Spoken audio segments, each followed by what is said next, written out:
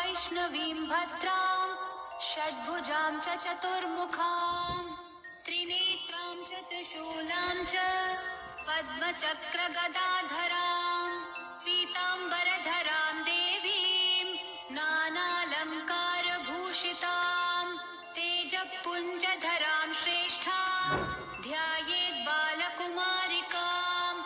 ओङ्कारलक्ष्मीरूपेण विष्णोर्हृदयमव्ययम् विष्णुमानन्दमध्यस्थं ह्रीङ्कारबीजरूपिणी